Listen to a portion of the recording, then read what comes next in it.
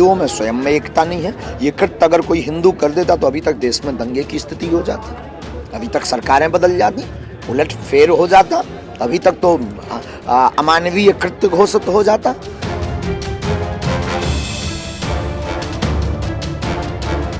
दिल्ली का श्रद्धा murder case जिसने सभी की रूह कांपा दी। इतना खौफनाक मर्डर कि एक लड़की जो अपना घर परिवार और अपनों को छोड़कर एक अपने प्रेमी के साथ दिल्ली आई, उसी ने उसको इतनी दर्दनाक मौत दी कि अब उसकी मौत के बारे में सुनकर भी और सोचकर भी लोगों की रूह कांप जाती है।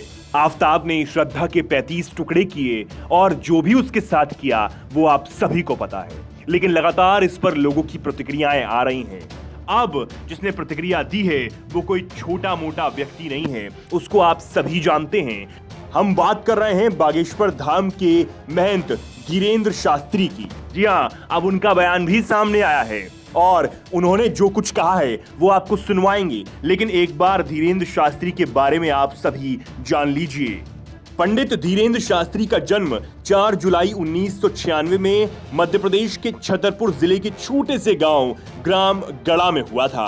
वो बहुत ही गरीब परिवार से संबंध रखते हैं।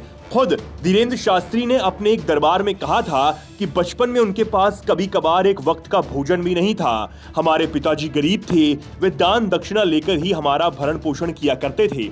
एक दिन हमने उनसे कहा कि हम भी पढ़ना लिखना चाहते हैं, वृंदावन में जाकर कर्मकांड पढ़ना चाहते हैं। उनके पिताजी के पास उस वक्त 1000 रुपए भी नहीं थे।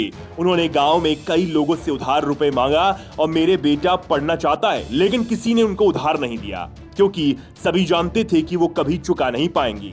धीरेंद्र शास्त्री को आप सभी ऐसे भी जानते हैं क्योंकि वो लगातार सुर्खियों में भी बने रहते हैं। वो कई विवादों में भी आ चुके हैं। जैसे पिछले दिनों जब रामनवमी के जुलूस पर पत्थरबाजी हुई थी तो उन्होंने कहा था कि ऐसे लोगों पर बुलडोजर की कार्रवाई की जानी चाहिए और वो भी अब एक बुलडोजर खरीदेंगे और ऐसे लोगों पर बुलडोजर चलाने का काम करेंगे। और कुछ दिन बाद हम भी बुलडोजर खरीदने वाले हैं। अब पैसा नहीं है इतना, वरना हम भी बुलडोजर खरीदेंगे। बागेश्वर धाम की आज इतनी मान्यता है कि लाखों की भीड़ बागेश्वर धाम पहुंचती है और पंडित धीरेंद्र शास्त्री 26 साल की उम्र में अब तक 30 लाख से ज्यादा लोगों का पर्चा बना चुके हैं और लोगों को उनके बारे में बता चुके हैं। लेकिन अब दिल्ली के श्रद्धा मर्डर केस को लेकर बागेश्वर धाम के पंडित धीरेंद्र शास्त्री ने क्या कुछ कहा है।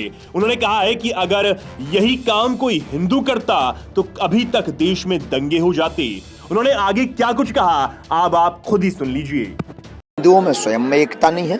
ये कृत्य अगर कोई हिंदू कर देता तो अभी तक देश में दंगे की स्थिति हो जाती, अभी तक सरकारें बदल जाती, उलट फेर हो जाता, अभी तक तो अमानवीय कृत्य घोषित हो जाता। तो इसमें हमारी और आपकी कमी है कि हम आप एकजुट नहीं हैं।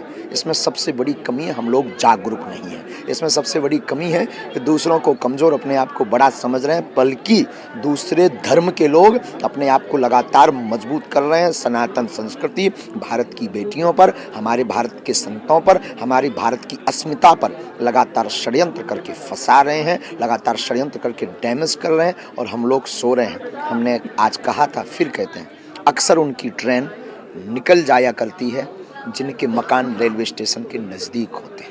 तो सुना आपने किस तरीके से पंडित धीरेंद्र शास्त्री ने श्रद्धा मर्डर केस पर अपना बयान दिया है। इससे पहले देवकी नंदन ठाकुर जो एक कथावाचक हैं, उन्होंने भी इस केस पर अपनी प्रतिक्रिया दी थी। अब आप क्या कुछ कहना चाहते हैं इस खबर पर, हमें कमेंट सेक्शन में बताना ना भूलें और ऐसी ही तमाम खबरों को जानने के लिए वीके न्यूज को सब्सक्राइब कर लें। वीके न्यूज मध्य प्रदेश छत्तीसगढ़, दिल बोलेगा देश सुनेगा।